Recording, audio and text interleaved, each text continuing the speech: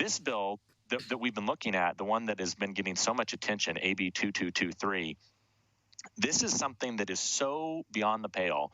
It's so far out there that I don't even think most of us were paying attention, because it was something that when I explain it to people, you really actually have to unpack it, because every time I've talked with an attorney about this, every time I've talked about this with pro-life advocates, I was on a call with pastors, a Zoom call this morning with pastors, and they it's almost unbelievable. They're like, well, okay, I must be hearing you wrong, because it sounds like you're saying that a mother could allow her child to die after birth and she wouldn't be held accountable for it. But surely that's not what you're saying.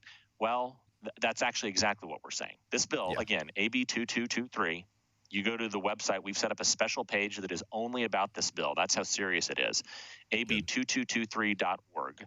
It has all the latest information. It has ways you can engage with that lobby day that we're going to be talking about. Essentially, what this is related to is a tragic case out of my neck of the woods, Central California. There was a case where a woman gave birth to a child who was stillborn. And shortly after she gave birth to this child that passed away, the police came and they arrested her and they put her in jail for murder.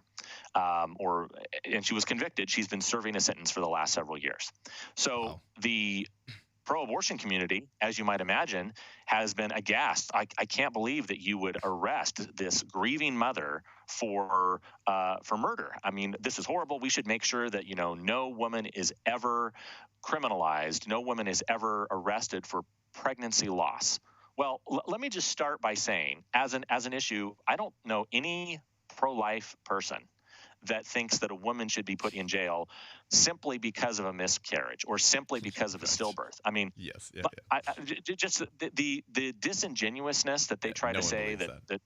No, I mean, and my wife and I, we had 2 miscarriages early in our marriage. We know lots of friends that have had miscarriages, and I have a family member, actually. I won't say their name, but I have a fairly close family member that she and her husband had a baby with severe fetal defects. That baby lived to 37 weeks and was born, and after being born lived for about 45 minutes before passing away. It was a difficult and a heart-rending situation. I don't think, of course, that this family member should face any consequences because their child died. But here's the problem. The left is trying to play on our justified and appropriate sympathy and compassion for people that experience true pregnancy loss. And they are now, Seth, basically trying to blur the lines between miscarriage and stillbirth and abortion. If this bill was only dealing with the fact that a woman or a family that suffers a tragic miscarriage that is unintentional or a tragic stillbirth, they should not be prosecuted. Of course, I think pro-lifers would agree. Every woman who experiences true pregnancy loss should be loved and supported. But there's a second part of this story. And when you hear, this woman, Adora Perez, she was arrested, what they're not telling you is that this woman was a meth addict. She was not only a meth addict that, she slipped up, she used it one time, and this was the tragic consequence. She is actually, Seth, not a second-generation meth addict. She's a third-generation meth addict. In the article written by liberal news sources, her parents and her grandparents were both meth addicts.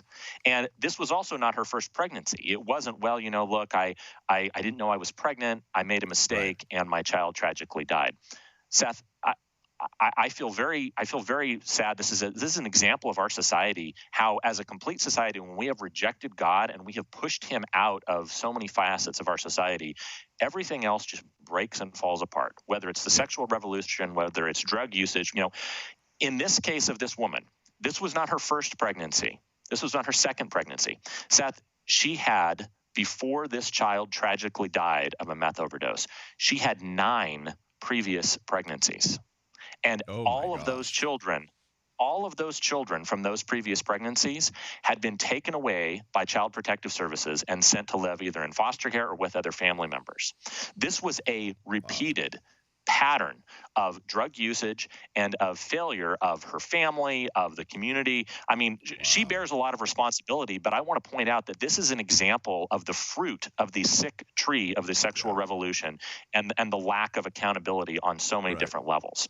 Well, and so So they're in trying to this take this extreme case and compare it to like a loving mother and father who are very faithful to one another, and they just got pregnant with their first kid, and he's got a good paying job, and she volunteers at church and is involved in social clubs and is not an addict, and tragically they have their first miscarriage, and now the Republicans are going to come in and investigate her for a murder. Like, and so this is what the exactly. left always does. They're going to take some extreme radical case and say this will be indicative of every case. And so thank you Well, for that background because nobody really knows that. That's crazy.